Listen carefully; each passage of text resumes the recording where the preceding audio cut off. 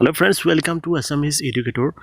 আজি আকৌ এটা নতুন ভিডিঅ' লৈ আহিছোঁ। এই ভিডিঅ'টোত আপোনালোকক ষ্টেট বেংক অফ ইণ্ডিয়াত শেহতীয়াকৈ খালী হোৱা SBI চমুকৈ PO 2000টা পোষ্ট খালী হৈছিল। তাত পোষ্টখিনি আপোনালোকে ইয়াৰ পৰা চাই ল'ব পাৰে। তো এই পোষ্টৰ বিষয়ে মই যোৱাকালি এটা ভিডিঅ' দিছিলোঁ আৰু সেই ভিডিঅ'টোত আপোনালোকক জনাইছিলোঁ SCৰ কাৰণে 3টা আছিল, STৰ কাৰণে 150টা, OBCৰ কাৰণে 540টা, EWSৰ কাৰণে আছে 200টা আৰু জেনেৰেলৰ কাৰণে 800টা পোষ্ট ৰখা হৈছে। ইয়াত চেলাৰী আছিল আপোনালোকৰ 42,020 টকালৈকে আপোনালোকে চেলাৰী পাব। তো এই ভিডিঅ'টো বিশেষকৈ বনাবলৈ লৈছোঁ মোৰ এজন ছাবস্ক্ৰাইবাৰ জয় শইকীয়া তেওঁৰ ৰিকুৱেষ্টত। তো এনেকুৱা আপোনালোকে ভিডিঅ'বিলাক চাব আৰু আমাক এনেকুৱা সঁহাৰি দি যাব। এনেকুৱা মৰম আৰু আশীৰ্বাদৰ ফলত আমাৰ এই সৰু চেনেলটো এনেকৈ আগুৱাই লৈ যাব পাৰিছোঁ। ভৱিষ্যতে এনেকুৱা আপোনালোকৰ মৰম আৰু আশীৰ্বাদ দি যাব। তো ফ্ৰেণ্ডছসকল যিসকলে এই ভিডিঅ'টো চোৱা নাই তেওঁলোকে ইয়াৰ পৰা এলিজিবিলিটি ক্ৰাইটেৰিয়া চাই ল'ব পাৰে। ইয়াত যিসকলে গ্ৰেজুৱেশ্যন কৰিছে এনি ডিচিপ্লিনত আৰ্টছ, কমাৰ্চ, ছায়েন্স, যিজন চাৰ্টাৰ্ড একাউণ্টেণ্ট কোৰ্চ কৰি আছে তেওঁ এপ্লাই কৰিব পাৰিব। ইয়াৰ উপৰি যিজনে গ্ৰেজুৱেশ্যনৰ ফাইনেল ইয়াৰত আছে তেওঁ কিন্তু 31/20/2000লৈকে তেওঁ পাছ কৰা চাৰ্টিফিকেট দেখুৱাব লাগিব। যিজনে ফাইনেল ইয়াৰত আছে তেওঁ আবেদন কৰিব পাৰিব। কিন্তু যদি তেওঁক ডকুমেণ্ট ভেৰিফিকেশ্যনৰ কাৰণে মাতে বা ইণ্টাৰভিউৰ কাৰণে কল কৰে তেতিয়া তেওঁ পাছিং চাৰ্টিফিকেটখন দেখুৱাব লাগিব। 31/12/2020 আগতে তেওঁ পাছ কৰা সেই ডেটটো দেখুৱাব লাগিব, কিন্তু তেওঁ আবেদন কৰিব পাৰিব। তো কথাটো হ'ল তেওঁ মাত্ৰ এইটো দেখুৱাব লাগিব। কেনেকৈ আবেদন কৰিব তাৰ থুলমূল এটা ভিডিঅ' লৈ আহিছোঁ। তো ফ্ৰেণ্ডছসকল আপোনালোকে এই এপ্লাই অনলাইন লিংকটোত ক্লিক কৰিব। ইয়াৰ লিংক মই ডেছক্ৰিপশ্যনত দি দিম। ইয়াৰ বাহিৰে যদি আপোনালোকে এনেকুৱা চাকৰিৰ খবৰ পাব বিচাৰে তেনেহ'লে আমাৰ টেলিগ্ৰাম গ্ৰুপ জইন কৰি ল'ব। তাত আপোনালোকে বিভিন্ন ইম্পৰ্টেণ্ট চাকৰিৰ খবৰ লাভ কৰিব পাৰে। ইয়াৰ উপৰি বিভিন্ন ইম্পৰ্টেণ্ট ভিডিঅ'ৰ ন'টিফিকেশ্যন সেই গ্ৰুপৰ পৰা আপোনালোকে লাভ কৰিব পাৰিব। তো ফ্ৰেণ্ডছসকল ইয়াৰ উপৰি বিভিন্ন লিংক মই তাত শ্বেয়াৰ কৰোঁ, কিয়নো এনেকুৱা গুগল ড্ৰাইভৰ পৰা লিংক শ্বেয়াৰ কৰিলে ডাউনলোড কৰাত বহুত সমস্যা হয়। গতিকে মই এনেকুৱা টেলিগ্ৰাম গ্ৰুপত শ্বেয়াৰ কৰি দিওঁ। তো ফ্ৰেণ্ডছসকল আপোনালোকে এই লিংকটোত আহি গ'লে এনেকুৱা ibsponline.ibsp.in/SBI PO এই ৱেবছাইটটোত আহিলে এনেকুৱা আপোনালোকে ইণ্টাৰফেচ দেখা পাব। তো ইয়াত আপোনালোকে ৰিক্ৰুটমেণ্ট প্ৰভিশ্যনাৰী অফিচাৰ্ছ এডভাৰটাইজমেণ্ট তো এইটো ইয়াৰ পৰা চাই ল'ব পাৰে। তো ইয়াৰ ডেট কমেন্সমেণ্ট অফ অনলাইন ৰেজিষ্ট্ৰেশ্যন এতিয়া আপোনালোকে ৰেজিষ্ট্ৰেশ্যন কৰিব পাৰিব 14/11/2020 পৰা আৰু ৰেজিষ্ট্ৰেশ্যন কমপ্লিট হ'ব 4/12/2020। তাৰপিছত আপোনালোকৰ এপ্লিকেশ্যনখন এডিটিং কৰিব পাৰিব 4/12/2020লৈকে। Last date for printing your application আপোনালোকে 19/12/20লৈকে আপোনালোকৰ এপ্লিকেশ্যনখন প্ৰিণ্ট কৰি ল'ব পাৰিব। অনলাইন ফিজ পে'মেণ্ট আপোনালোকে 14/11/2020 পৰা 14/12/2020লৈকে আপোনালোকে অনলাইন ফিজ পে'মেণ্ট কৰিব পাৰিব। ইয়াৰ উপৰি আৰু কিছুমান টাৰ্মছ এণ্ড কণ্ডিশ্যন আছে, আপোনালোকে ইয়াত চাই ল'ব পাৰে। ইয়াত আপোনালোকে প্ৰথমতে click here for new registration এই অপশ্যনটো একেবাৰে ওপৰত দেখা পাব। ইয়াত ক্লিক কৰিব। যদি আগতীয়াকৈ আপোনালোকে ৰেজিষ্টাৰ্ড কৰিছে তেনেহ'লে log in for already registered candidates ইয়াত কৰিব। ইয়াত আপোনালোকৰ ৰেজিষ্টাৰ নাম্বাৰটো এণ্টাৰ কৰিব, তাৰপিছত পাছৱাৰ্ডটো ইয়াত এণ্টাৰ কৰি ইয়াত যিটো ছিকিউৰিটি কোড দিব সেইটো দি আপুনি ইয়াত ছাবমিটত ক্লিক কৰিব। তো ফ্ৰেণ্ডছসকল ইয়াত ফিজ ৰখা হৈছিল 750 টকা, যিসকল general, EWS economically weaker section আৰু OBC কেণ্ডিডেটসকলৰ কাৰণে, আৰু SC ST PWD কেণ্ডিডেটসকলৰ কাৰণে কোনো ফিজ বা আবেদন মাচুল ৰখা হোৱা নাই। তো ফ্ৰেণ্ডছসকল আপোনালোকে ইয়াত আহিলে নিউ ৰেজিষ্ট্ৰেশ্যনত ক্লিক কৰিলে এনেকুৱা পেজ অ'পেন হ'ব আপোনালোকৰ সন্মুখত। প্ৰথমতে আপোনালোকে এনেকুৱা 5টা ষ্টেপ ফিল আপ কৰিব লাগিব। প্ৰথমতে আপোনালোকে বেছিক ইনফৰমেশ্যনখিনি এণ্টাৰ কৰিব লাগিব, যেনেকৈ ফাৰ্ষ্ট নেম, তাৰপিছত আপোনাৰ নামটো আকৌ কনফাৰ্ম কৰিব লাগিব। ইয়াত মেক্সিমাম আপোনাৰ 35 কেৰেক্টাৰৰ নাম লিখিব পাৰিব। তাৰপিছত হ'ল মিডিল নেম, তাৰপিছত last name, first name, middle name, last name দুবাৰকৈ এণ্টাৰ কৰিব লাগিব। এবাৰ এণ্টাৰ কৰি ইয়াৰ পিছত আকৌ সেইটো কনফাৰ্ম কৰিব লাগিব। ইয়াৰ পিছত মোবাইল নম্বৰ যিটো দিব মোবাইল নম্বৰ দিব লাগিব। তাৰপিছত কনফাৰ্ম মোবাইল নম্বৰ, তাৰপিছত অল্টাৰনেট যদি মোবাইল নম্বৰ থাকে সেইটো ইয়াত এণ্টাৰ কৰিব লাগিব। তাৰপিছত হ'ল ইমেইল ID, ইয়াত এণ্টাৰ কৰিব লাগিব তাৰপিছত ইমেইল আইডিটো আকৌ কনফাৰ্ম কৰিব লাগিব তাৰপিছত সিকিউৰিটি কোড সেইটো দি সেভ এণ্ড নেক্সটত ক্লিক কৰিব লাগিব তো মই এই বেসিক ডিটেইলখিনি এণ্টাৰ কৰি নেক্সট ষ্টেপলৈ গৈ দেখুৱাই আছোঁ ইয়াৰ আগতে আপোনালোকক জনাবলৈ বিচাৰিছোঁ ইয়াৰ লগতে আৰু কি কি ষ্টেপ ফিল আপ কৰিব লাগিব তো প্ৰথমতে আপোনালোকে বেসিক ইনফৰমেশ্যনখিনি দি তাৰপিছত ফটো এণ্ড সিগনেচাৰ সেইটো আপলোড কৰিব লাগিব প্ৰথমতে ফটো তাৰপিছত সিগনেচাৰটো আপলোড কৰিব লাগিব তাৰপিছত ডিটেইলছখিনি এণ্টাৰ কৰিব লাগিব তাৰপিছত প্ৰিভিউ ইয়াৰ পিছত লাষ্টত গৈ আপুনি পেমেণ্ট কৰিব লাগিব তো প্ৰথমতে মই এই ষ্টেপখিনি কৈ নেক্সটত দেখুৱাই আছোঁ ইয়াৰ আগতে আপোনালোকক জনাই দিব বিচাৰিছোঁ যদি আপোনালোকে মোবাইলৰ পৰা এপ্লাই কৰে তেন্তে এইটো কিন্তু অকল ল্যান্ডস্কেপ মোডত কিন্তু কাম কৰে এইটো কিন্তু পৰ্ট্ৰেট বা সিধাকৈ মোবাইলটো কৰিলে এই চাওক আপোনালোকে this website is viewable only in landscape mode তো আপোনালোকে প্ৰথমতে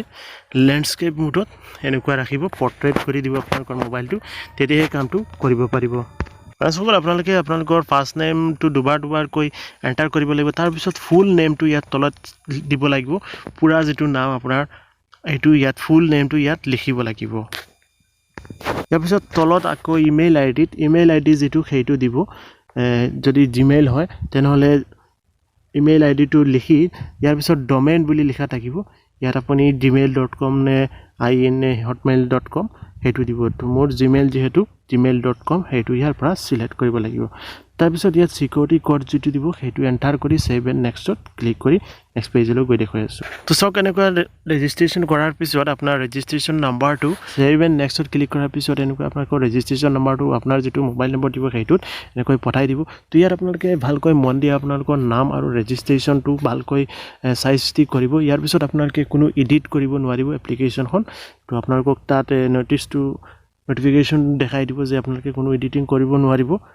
আপোনালোকৰ নামৰ তাৰপিছত এতিয়া আকৌ প্ৰভিজনেল ৰেজিষ্ট্ৰেশ্যন নাম্বাৰ আৰু পাছৱাৰ্ডটো ইয়াত দি দিব সেইটো দি এতিয়া লগইন কৰিব লাগিব ইয়াত আপুনি ফটোগ্ৰাফ লোড কৰিব লাগিব তাৰপিছত